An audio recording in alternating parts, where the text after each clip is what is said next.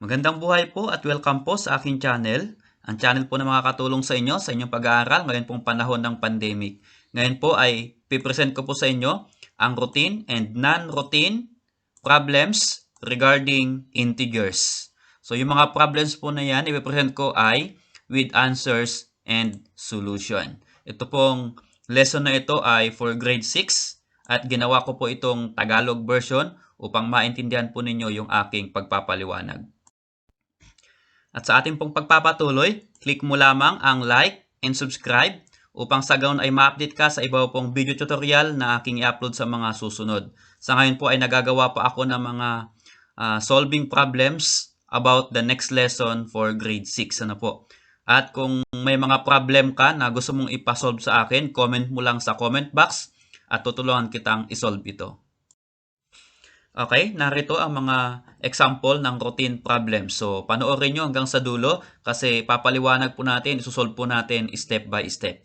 Pero bago ko i-present yung routine and non-routine problems, i-define mo natin what is a routine problem.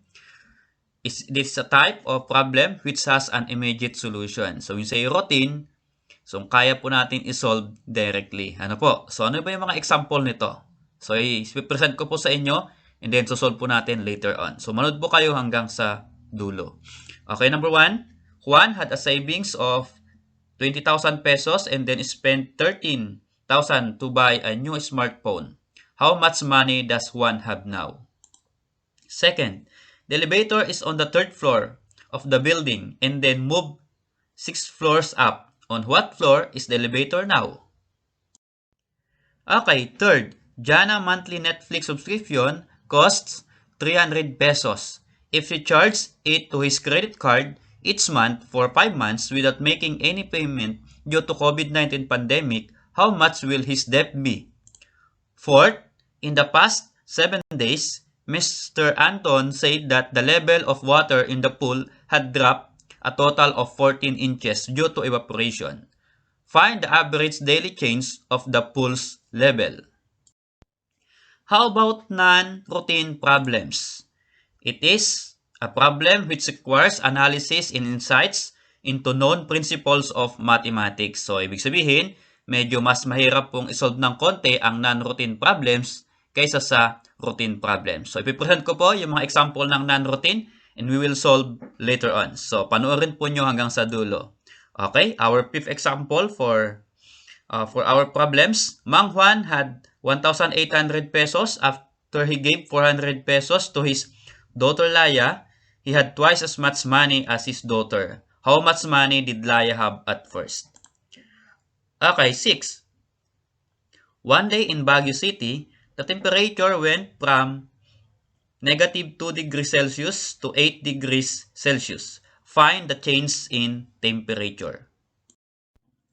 Okay, 7. Example. The product of two numbers is negative 24. If one number is 6, what is the other number? 8. There are 18 animals in a farm. Some are chickens and some are cows. There are 50 legs in all. How many chickens and how many cows are there? Okay, so there are 4 problems for routine and there are 4 problems for non-routine. So all in all, ang isosolve po natin ay 8 problems. So samahan po na ninyo ako, sosolve po natin yung lahat ng problem na yan step by step. Okay, number 1, for routine problem. Juan had a savings of 20,000 pesos and then spent 13,000 pesos to buy a new smartphone. How much money does Juan have now? Okay, so to solve this one, so ang tao dito ay si Juan, ang tauhan natin. So, meron daw po siyang savings na 20,000 pesos. So, bibili po siya ng smartphone na nagkakahalaga po ng 13,000 pesos. Since ibibili po niya yung perang 13,000 pesos, so magiging negative po yan kasi mababawas sa kanyang savings. Ibig sabihin, if you're going to subtract, since that is negative, 20,000 pesos minus 13,000 pesos is equal to 17,000 pesos. Ano po? So, yun na po yung money of Juan now na hinahanap ng ating problem. Okay, number 2 example. The elevator is on the 3rd floor of the building and then move 6 floors up. On what floor is the elevator now? Okay, so yung elevator po natin ay mag-start sa 3rd floor, so 3. And then, it move up. So, when it move up, that is positive 6. So, plus 6. So, if you're going to add, 3 plus 6 is equal to 9. So, therefore, the elevator is at the 9th floor now. So, yun po yung sagot sa tinatanong ng problem. Okay, number 3. Jana monthly Netflix subscription costs 300 pesos. If he charges it to his credit card each month for 6 months without making any payment due to COVID-19 pandemic, how much will his debt be? Okay? So, si Jana ay babayad siya ng subscription sa Netflix with 300 monthly. So, for 6 months, all you have to do is you're going to multiply 6 para ma-compute kung magkano lahat ang kanyang utang. Ano po? So, 300 times 6 is equal to 1,800 pesos. That is Jana's debt. Okay, number 4 problem. In the past 7 days, Mr. Anton said that the level of water in the pool had dropped a total of 14 inches due to evaporation. Find the average daily change of the pool's level. Okay? So, madali lang po yan. So, yung tubig daw ay bumaba, drop in 7 days ng 14 inch. Okay. Since ang hinahanap ay average daily change, so yung araw-araw na pagbaba ng tubig, so i-average po natin yung 14. Ibig sabihin, 7 days, i-divide lang po natin yan ng 7. Ano po? To get the average. So, 14 inch divided by 7 is equal to 2 inch. So, 2 inch is the average daily change of water. Okay, number 5 problem. And this problem is a non-routine problem. So, Mang Juan had 1,800 pesos. After he gave 400 pesos to his daughter Laya, he had twice as much money as his daughter. How much money did Laya have at first? Okay, so in this case, itong problem na ito, since non-routine, gagamit tayo ng mathematical concept. Ano po? Okay, tignan po natin yung ating given. So, Mang Juan had 1,800 pesos. Ano po? And then, bibigay niya yung 400 pesos sa kanyang daughter na si Laya. So, that is negative 400 pesos. So, since binigay niya, mababawas sa kanyang pera. So, you're going to subtract. Meron na lang siyang 1,400 pesos. At yung pera na yon na 1,400 pesos ay katumbas daw ng pera ng kanyang anak. Pero hindi lang gawin katumbas, kundi pagdalawahin mo daw yung pera ng kanyang anak na si Laya plus yung dati niyang pera, yun daw ay yung pera ni Mang Juan na natitira na 1,400.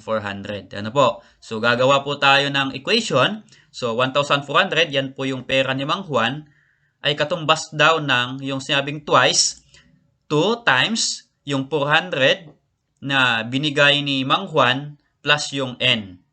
Yung N, that is the money of Laya at first. Yun yung dati niyang pera. So, dinagdagan ng 400 ng kanyang amang si Mang Juan. So, 400 plus N. So, since twice, kaya nilagay ko po yan 2 times. Ano po? Okay, so para masolve po natin yung ating equation, ang una pong gagawin dyan ay tatanggalin yung 2. So, para matanggal yung 2, dun sa may 2 times 400 plus N, ay i-divide po natin ng 2. Sa both side of the equation. Ano po? So, para ma-cancel po yung 2. So, i-divide natin, 1,400 divided by 2, that is equal to 700. Is equal to, kung natanggal na po yung 2, ang matitira na lang po doon ay 400 plus N. So, again, yung N is Laya money at first. Ano po? Okay, so, ganito na po yung ating mathematical concept.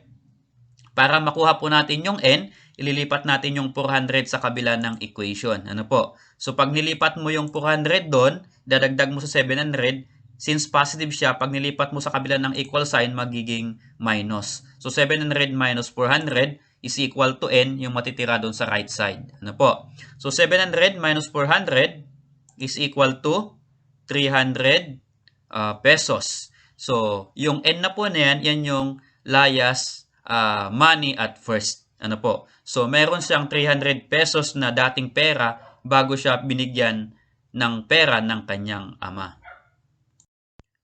Okay, number 6 problem. One day in Baguio City, the temperature went from negative 2 degrees Celsius to 8 degrees Celsius. Find the change in temperature. Okay? So, to solve this problem, i-present ko po sa inyo using number line. Ano po? So, yung number line ay may negative, 0 at positive integers. Ano po? Okay. So, yung negative 2 degrees at 8 degrees Celsius, pipresent ko po from 0 that is yung 8 degrees papunta po sa positive. At yung negative 2 degrees papunta po sa left side. So, therefore, kapag kinuha natin yung change ng temperature from negative 2 to 8, so, yung negative 2 ay 2 degrees Celsius. Okay? At yung 0 to 8, yung 8 degrees Celsius ay yan. And then, all you have to do is you're going to add to get the change in temperature. So, 2 degrees Celsius plus 8 degrees Celsius is equal to 10 degrees Celsius. So, therefore, the temperature change is 10 degrees Celsius. Okay, number 7 problem. The product of two numbers is negative 24. If one number is 6, what is the other number? So, yung dalawang number daw, ang product nila ay negative 24. Pero given yung isang number sa dalawa, yung isa daw ay 6. Ano naman daw yung isang number?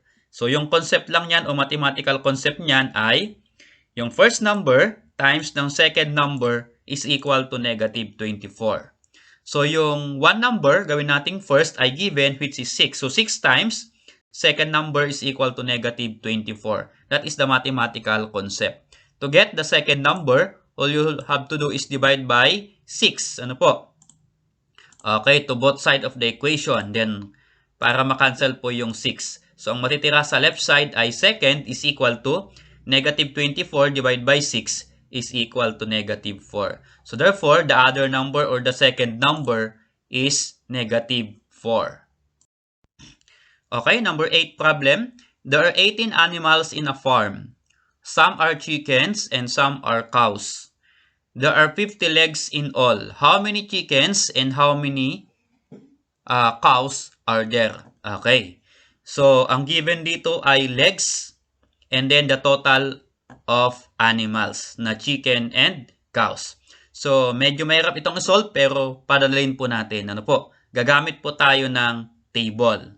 Okay. So, sa table po, ang first column is number of chicken and the second column is number of cows. And then yung third row dyan is the number of legs. Ano po?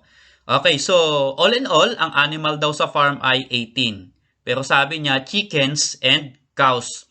Therefore, plural yan, more than 2 or 2 and more than. So gawin nating 2 yung chicken. So gagamit tayo dito ng trial and error method. Ano po? Hanggang makuha natin yung 50 legs. Okay, yung chicken, gawin nating 2, 2, at yung cow ay 16. So that if you add 2 plus 16 is equal to 18. Kasi 18 daw yung animals all in all na nasa farm. Ano po? So kung dalawa yung chicken, 16 yung cow. So how many legs are there? So 16 times 4, yung cow kasi 4 ang paa is 64. And then yung chicken na dalawa din ang paa. So 2 times 2 is 4. So 64 plus 4 is equal to 68. Ano po? And then, so hindi po yan ang sagot kasi 50 legs. So 68 legs po yan. Ano po? Try po tayo ng ibang number. So magdadagdag tayo ng manok. So 3. So yung cow naman ay babawasan na natin. So 15. So 3 plus 15 is 18 pa rin yung animals. Ano po? So if you multiply, 15 times 4 is 60. And then yung tatlong manok na dalawang paa. So 6 yun. 2 times 3 is 6. So 60 plus 6 is equal to 66. Ano po? So hindi pa rin 50 legs. 66 legs pa rin yan.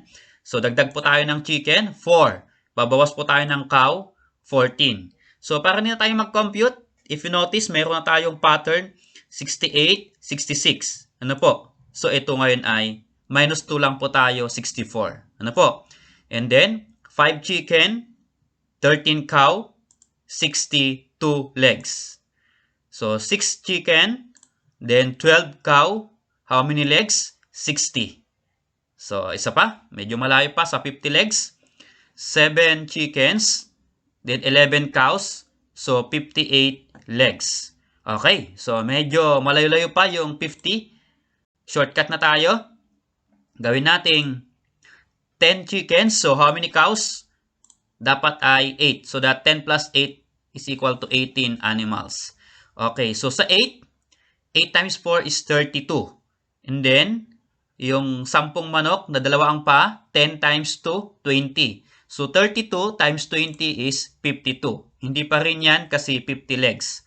So, another 11 chickens and 7 cows. So, 50 minus mo lang yan ng 2. 52 minus 2 is 50. So, therefore, there are 11 chickens and 7 cows in a farm. So, ang total po ng legs niyan ay 50. Okay, salamat sa iyong panood. Nawa ay natuto ka. Don't forget to like and subscribe to get more videos. So kung may katanungan ka sa video na ito, i-comment mo lang sa comment box.